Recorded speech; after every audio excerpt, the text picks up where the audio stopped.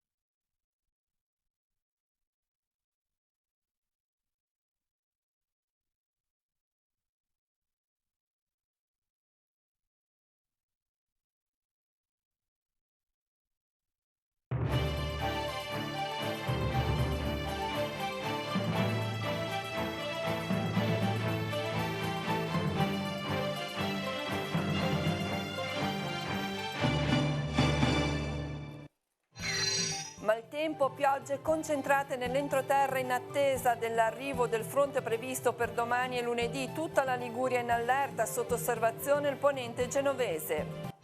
In corsa a Chiavari l'aggiornamento dei dati per il censimento di abitazioni e negozi a rischio allagamenti. In piazza Matteotti intanto l'iniziativa di protezione civile per informare la popolazione sui comportamenti da tenere in caso di allerta. Fragilità e tenerezza, due parole chiave indicate nella veglia diocesana per vivere la compassione come missione. La buona notizia è l'unica che consola e dà speranza. Rapallo lancia una campagna di prevenzione contro la maculopatia degenerativa senile. In alcuni cantieri cittadini è stata affissa la griglia di Amsler per effettuare un controllo gratuito. Al presidente dell'Entella Gozzi e al presidente del Circolo Golf di Rapallo Oriola il premio Una mente sopra le barriere, riconosciuto l'impegno per l'abbattimento delle barriere sensoriali, culturali e architettoniche. Buongiorno a tutti, ben arrivati a Tigullio oggi. Apriamo questa edizione del nostro telegiornale parlando del maltempo che sta interessando la nostra regione.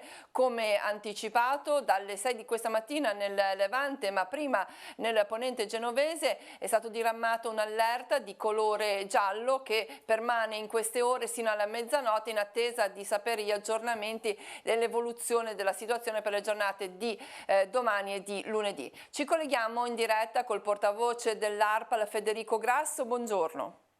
Buongiorno a tutti i telespettatori. Intanto possiamo dire lo stato attuale delle precipitazioni per quanto riguarda questo primo allerta che riguarda tutta la Liguria, come possiamo vedere anche nella cartina. Sì, in questo momento abbiamo delle precipitazioni molto intense sull'estremo ponente regionale con airole e rocchetta nervina interessate da temporali da circa 50 mm nell'ultima ora.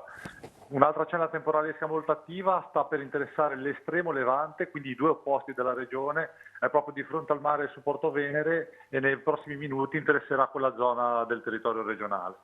Questa notte prego. Le piogge hanno insistito ancora sul ponente genovese, quindi nella zona compresa tra Varazze e la Val Polcevera, andando a interessare quel territorio che è già completamente saturo a causa delle piogge di martedì scorso. Ecco, la preoccupazione riguarda proprio il territorio che ha già ricevuto parecchia acqua nei giorni scorsi e che quindi potrebbe essere messo in pericolo da questa ulteriore ondata di maltempo. Esattamente, in quella zona sono caduti oltre 450 mm di pioggia nel giro di 10 ore, il terreno è completamente saturo, quindi incapace di assorbire nuove precipitazioni e tra ieri e oggi sono caduti altri 100-150 mm di pioggia. Ovviamente per far reagire i torrenti basteranno precipitazioni anche non particolarmente intense per avere una risposta repentina e quindi il rischio di allagamenti ed esondazioni. Finora non è stato diramato un nuovo allerta per la giornata di domani, ma quale sarà l'evoluzione di questa ondata di maltempo? Allora, diciamo che oggi, soprattutto sul centro della regione, dovremo avere una parziale attenuazione dei fenomeni con una tregua che potrebbe durare fino a questa sera. Da questa sera riprenderà la formazione di questa convergenza, ossia questo scontro fra venti che porta le precipitazioni sempre nello stesso punto. Non sono precipitazioni particolarmente intense, ma sono costanti e sembrano destinate a durare per le prossime 48 ore. Domani il flusso umido da sud andrà intensificandosi, le piogge quindi diventeranno più abbondanti, più diffuse e dal pomeriggio avremo anche una componente temporalesca che potrà andare a aumentare. Per quanto riguarda il Levante, questa ondata di maltempo sarà più nella parte centrale della domenica? Allora, a seconda dei modelli, il Levante potrebbe essere interessato già da domenica pomeriggio o un po' più tardi tra domenica e lunedì. Comunque anche il Levante riceverà precipitazioni abbondanti e significative. L'invito è sempre quello di osservare i messaggi di monitoraggio, consultare il sito www.allertaliguria.gov.it oppure la pagina Facebook dell'agenzia di ARPAL, dove vengono postati aggiornamenti in occasione degli eventi più importanti. Bene, grazie per questo aggiornamento. Naturalmente torneremo ad aggiornarci anche quando verranno diramati i prossimi bollettini. Grazie e buon lavoro. Grazie a voi, a risentirci altrettanto.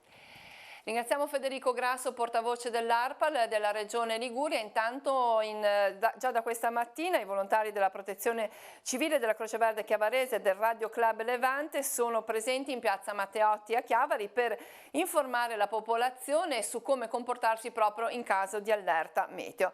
Intanto per Chiavari continua l'aggiornamento del censimento delle abitazioni e delle attività commerciali a rischio in caso di allagamenti. In questi giorni dal comando della Polizia Municipale stanno partendo le telefonate di verifica dei dati raccolti negli scorsi anni. Sentiamo. Perché è importante questo momento? È importante perché per sensibilizzare la popolazione e i cittadini. Già abbiamo fatto l'altro ieri la sensibilizzazione verso una parte di scolari, gli studenti della terza media, oggi su tutta la popolazione. Questa è la settimana nazionale della protezione civile che sarà ripetuta tutti gli anni, ma noi abbiamo intenzione di farla anche altre volte, magari ancora prima della fine dell'anno, e crediamo che sia importante che si veda che cosa abbiamo a disposizione, che cosa possiamo fare, ma soprattutto che le persone chiedano, e tanti si sono fermati anche a chiedere, informazioni in merito. È importantissimo. Quali sono i consigli che date oggi alla popolazione che incontrate? Oggi distribuiamo del materiale che ha realizzato il Comune di Chiavari appunto sulle allerte, sul diverso colore intuitivo giallo, arancione e rosso, e su consigli per quanto riguarda l'affluenza scolastica a seconda dei vari colori delle allerte. I consigli di come affrontare le allerte alle persone, quindi cercare di adottare misure di autoprotezione, quindi seguire i comunicati, essere informati, sapere appunto che grado di pericolosità è nel momento, e poi conoscere anche la città, la criticità delle varie zone. Per quanto riguarda il Comune di Chiavari, si sta portando avanti da alcuni anni il censimento delle attività sia delle abitazioni private che delle attività commerciali. A che punto siamo? Sì, allora questo elenco di tutte le abitazioni e delle persone che sono in zona a rischio lo abbiamo disponibile presso il centro operativo comunale e ogni anno va revisionato, quindi noi stiamo effettuando le chiamate telefoniche a tutte queste persone che fanno parte di questo elenco per controllare se i dati corrispondono, se la gente risiede ancora nello stesso civico, eccetera. Lo abbiamo iniziato già da un po', abbiamo già fatto quasi tutta la zona del Rupinario e buonissima parte della zona dell'Entella, e penso a breve verrà concluso questo lavoro, quindi avremo la banca dati aggiornata. Anzi, approfitto per segnalare alle persone che verranno raggiunte da telefonate che partono dal comando Polizia Municipale, siamo semplicemente noi a farle per aggiornare questo elenco. Nel cuore del mese missionario nella nostra diocesi si è celebrata la veglia missionaria nella parrocchia di San Giovanni Battista a Chiavari, un momento di preghiera e anche di riflessione sul tema la compassione come missione. Sentiamo. Fragilità e tenerezza sono due atteggiamenti che accompagnano l'impegno missionario vissuto con compassione. Nella veglia, celebrata nella chiesa di San Giovanni a Chiavari, la teologa Maria Teresa Abignete della Fraternità di Romena ha preso spunto proprio da queste due parole. La fragilità è una condizione umana che appartiene a tutti. Saperla cogliere in se stessi e nel prossimo è uno stimolo per muovere il cuore a compassione. Credo che parlare di compassione significa prima di tutto parlare di fragilità. Perché il cuore che si muove a compassione è un cuore che conosce la fragilità, perché conosce la sua fragilità. La tenerezza ci avvicina al modo di agire di Dio nei confronti dei suoi figli e si concretizza con gesti di gratuità verso l'altro. Non sappiamo mai, e non lo sapremo forse mai, di quanto invece si sia propagata questa tenerezza. Magari non in quella persona che è stata oggetto in quel momento della mia tenerezza, ma magari in qualcun altro, non lo sapremo mai. E questo secondo me è qualcosa di molto bello. Perché? Perché rientra nella logica della gratuità. La riflessione si è conclusa con un gesto, quello di lasciare sul palmo della mano di ciascun partecipante un'essenza profumata da portare a casa per ricordare un impegno che non si esaurisce. A conclusione, il vescovo Alberto Tanasini ha sottolineato l'atteggiamento di Gesù descritto nel Vangelo, di compassione verso la folla senza pastore. Nello smarrimento, la parola che salva è la buona notizia. Perché la buona notizia è consolante, soprattutto ridà speranza, ridà indirizzo di vita. E prosegue intanto la visita pastorale che il Vescovo sta compiendo nelle comunità dell'ambito della Val Petronio. Oggi pomeriggio alle 15 nel Salone Parrocchiale a Castiglione Chiavarese il Vescovo incontrerà i catechisti. Domani mattina invece Monsignor Tanasini alle 10 celebrerà l'Eucaristia nella parrocchia di Francolano a Casarza Ligure in occasione della festa di Nostra Signora della Speranza. La comunità parrocchiale di Borzonasca organizza un incontro con Giovanni Impastato, fratello del giornalista Peppino Impastato ucciso dalla mafia cinese in Sicilia nel 1978. Lunedì sera alle 21 nella chiesa parrocchiale Giovanni ricorderà il fratello parlando del suo impegno contro ogni forma di violenza mafiosa. Sono andati al presidente della Virtus Entella Antonio Gozzi e al presidente del Circolo Golf e Tennis di Rapallo Attilio Riola i premi Una mente sopra le barriere 2019, dedicato alla memoria del dirigente dell'Unione Italiana Cechi Enzo Vaglini. La cerimonia di consegna della prima edizione del riconoscimento patrocinato dalla Regione Liguria e ideato dall'Unione Italiana Cechi si è svolta a Rapallo. Sentiamo.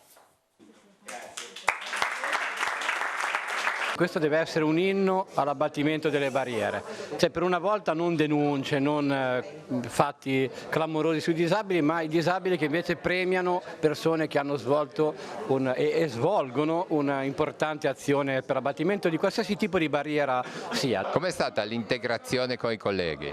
Allora, io quando sono stato assunto avevo sicuramente delle difficoltà di comunicazione, anche perché non conoscevo la realtà del golf e all'inizio comunicavamo attraverso la scrittura, anche attraverso un po' il mimo, io insegnavo a loro qualche segno e quindi questo mi è servito per imparare a comunicare un po' con i miei colleghi. E poi quando eravamo lontani la difficoltà era ancora più evidente, però grazie alla tecnologia, quindi ai messaggi e al cellulare, potevamo anche risolvere questo problema della comunicazione. Un premio che giunge dopo tanto impegno. Ero molto emozionato, non lo nascondo, solitamente le parole non mi mancano, oggi ho fatto fatica perché è stata una giornata nella quale sono uniti due mondi ai quali tengo tantissimo e per i quali tutti i giorni cerco di dare del mio massimo, per uno in ambito lavorativo che è l'Entella, che è una famiglia che mi ha adottato, che mi ha dato un lavoro, che mi ha dato la possibilità di mettermi in gioco e di mettermi a disposizione. L'altro è l'Unione Italiana Cechi, la mia associazione alla quale ho dedicato da sempre anima e corpo,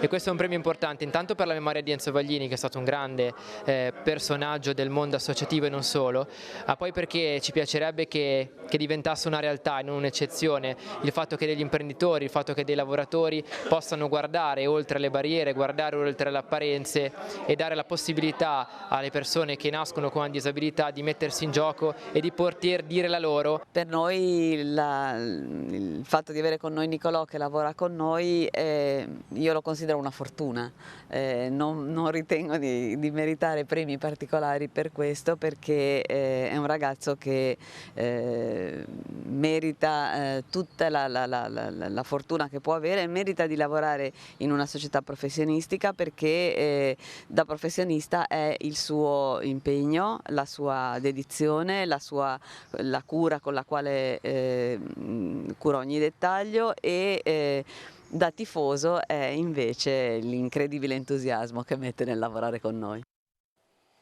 E rimaniamo a Rapallo, la città che, come è noto, da alcuni anni è una città in cantiere, una città in continua evoluzione, e proprio l'idea dei cantieri ha dato modo all'amministrazione, in collaborazione con il Lions Club Rapallo Ost, di lanciare una campagna di prevenzione contro una malattia particolarmente insidiosa della vista. Sentiamo.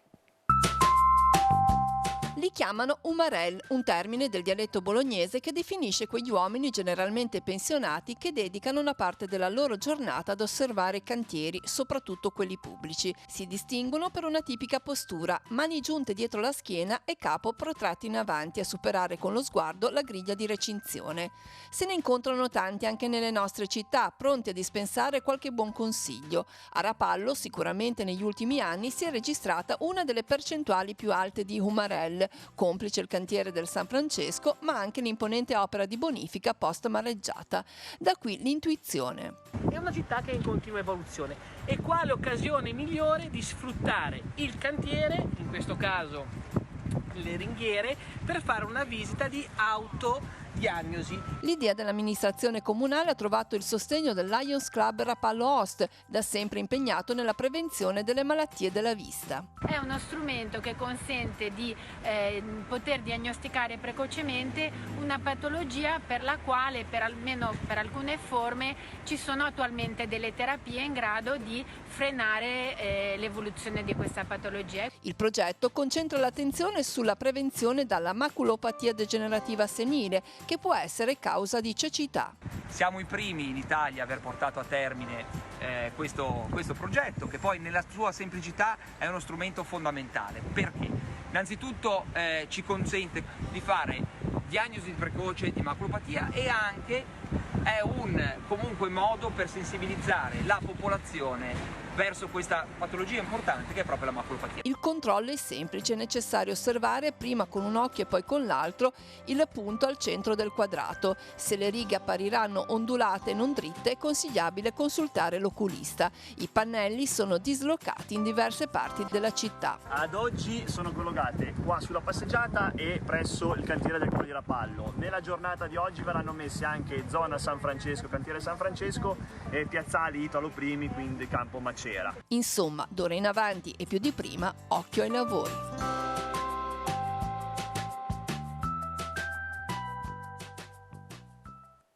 Bene, ora sfogliamo le pagine dei quotidiani in edicola quest'oggi, poi ci ritroviamo con tutti gli aggiornamenti e lo sport.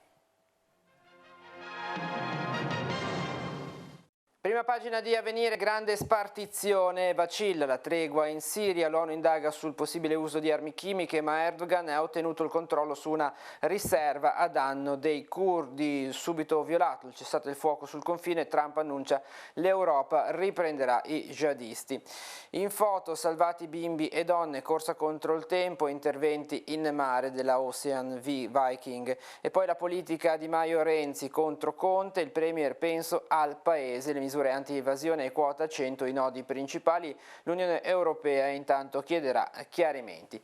Nelle pagine interne, con i martiri dell'Amazzonia, viaggio al cuore del Vangelo, missionari e religiose hanno condiviso il destino spesso tragico degli indios e mostrano il volto della Chiesa stasera alla Castel Sant'Angelo a San Pietro, la Via Crucis del Sinodo per raccogliere l'eredità di tanti testimoni della fede ancora non riconosciuti come santi. E ancora scuola, un'educazione protezione personale, il rapporto 2019 del Centro Studi per gli Istituti Cattolici mette al centro i percorsi individualizzati. Serve un metodo educativo che sia rispettoso delle doti e delle attitudini di ciascun studente. Passiamo al secolo XIX, Di Maio contro il tetto al contante, pronti a bocciare la manovra. Attacchi anche da Renzi, il PD basta minacce. Oggi centrodestra in piazza, a Roma Berlusconi incorona Salvini leader. A Barcellona dopo la condanna esplode la rabbia, scontri e feriti, 500.000 in marcia. Nelle pagine del Levante maltempo torna all'allerta in Riviera e si teme un forte peggioramento, oggi ancora gialla al momento, evento domani previsti temporali, ARPAL, stamani capiremo cosa ci aspetta nelle prossime ore. Studio dell'Università sulla Baia del Silenzio, ritorna d'attualità il divieto di ormeggio, Sesti Levante valuta l'ulteriore rinforzo della diga di Portobello, intanto ci saranno interventi ai pennelli di Sant'Anna e Renà. Sassi dal cavalcavia contro auto e passanti, 3 studenti denunciati a Zoagli sorpresi dai carabinieri a lanciare pietre da un ponte, i ragazzi fra i 13 e i 15 anni sospettati di altri trade nel Levante. A Portofino Pier Silvio Berlusconi diventa cittadino onorario, la cerimonia di conferimento al teatrino domani va ad aggiungersi al principe Alberto di Monaco e ad Albert Bruce Sabine. Il sindaco Matteo Iacava dice dopo la mareggiata non ci ha mai lasciato soli.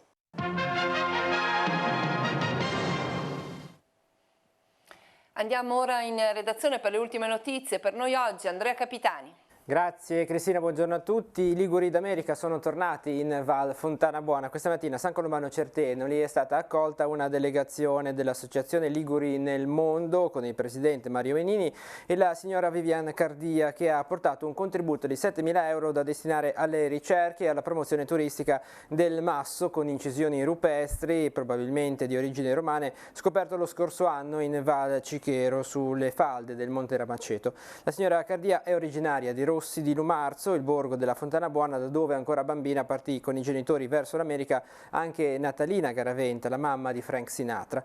Con questa iniziativa la signora Cardia ha voluto ricordare la mamma Elsie Garaventa, che gestì per molti anni il famosissimo ristorante Beatrice a New York, questa mattina nell'area del Belvedere, dove termina la strada rotabile dei Prati di Cichero e da dove ha inizio il sentiero per raggiungere il Masso. Il comune di San Colombano ha curato l'installazione di un pannello con notizie e foto e un breve ricordo biografico proprio della signora Elsie Garaventa.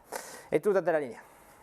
Grazie Andrea e torniamo in studio per le notizie di sport. Si torna a giocare sui campi di calcio, riparte anche il campionato di Serie B. Oggi pomeriggio alle 15 allo stadio comunale di Chiavari la Virtus Entella si troverà davanti il Trapani per un match all'insegna degli ex. Sentiamo le interviste nel prepartita di Nicolò Pagliettini. La sosta ha fatto bene la squadra, ci voleva, era necessaria? Per noi sì, dico la verità, abbiamo potuto lavorare bene, abbiamo recuperato quasi tutti i giocatori ed è stata una sosta soprattutto dopo una sconfitta un po' così, è una sosta che ci voleva anche perché venivamo da un tour de force importante, avevamo qualche infortunio, quindi bene. Dopo un inizio di campionato molto positivo contro avversari forti, arrivano le gare forse più difficili da preparare, quelle in casa davanti ai propri tifosi dove bisogna costruire il fortino per arrivare alla salvezza. Trapani e Cosenza in casa nel prossimo turno. Sono scontri diretti, siamo squadre che sicuramente lavoreremo per il mantenimento della categoria, quindi sono scontri che valgono doppio. È normale che ci sia un po' di tensione, quella giusta, quella adrenalina giusta che deve un po' prenderti. E ripeto, sono scontri che valgono doppio perché si gioca con squadre che fino alla fine lotteranno per non retrocedere e noi dobbiamo essere bravi a far valere intanto il fattore campo, che è importantissimo per noi, ma dobbiamo anche continuare a lavorare per quello che è la nostra fisionomia, il nostro modo di essere e il nostro modo di stare in campo. Come state preparando questa partita? Stiamo lavorando bene, prepariamo la partita come sempre, solo con più tempo, quindi speriamo di tornare alla vittoria in casa domenica. Matteo, se ti dico Trapani, che cosa ti viene in mente? Qual è il primo pensiero che ti viene in mente? Beh, normale, ci sono tanti ricordi legati a Trapani, credo che la mia carriera sia cambiata lì, così come quella di tanti altri ragazzi e magari anche dello staff che c'è qua, quindi è normale che ti fa ricordare belle cose, però però quando sabato li avremo di fronte dovremo cercare di vincere. Dopo quasi un mese si torna a giocare al Comunale, perché poi tra sosta e 2 trasferte consecutive era tanto che la squadra non giocava agli impianti Via Castaldi, anche un appello ai tifosi che questa è una partita molto importante. Sì, sicuramente dobbiamo appunto ritornare alla vittoria, cancellare la brutta prestazione che avevamo fatto con il Venezia, speriamo che ci sia tanto pubblico perché abbiamo bisogno di loro e regalargli appunto dei 3 punti che ci permettono di continuare il nostro cammino. Oggi pomeriggio dunque appuntamento alle 15 allo Stadio Comunale di Chiavari. In differita la partita della Virtus Entella sarà trasmessa da Telepace al canale 15 di Telepace 1 lunedì a partire dalle 22:15 circa, dopo la trasmissione direttamente su, e martedì su Telepace 3 al canale 115 alle 9, alle 15 e alle 20:30. E con le notizie sportive si conclude questa edizione del nostro telegiornale. L'informazione torna questa sera alle 19:15, 20:30, 22:45 su Telepace 1 al canale 15 e prosegue al canale 187 di Telepace News. Grazie a tutti dell'attenzione, buon proseguimento di giornata e buona domenica.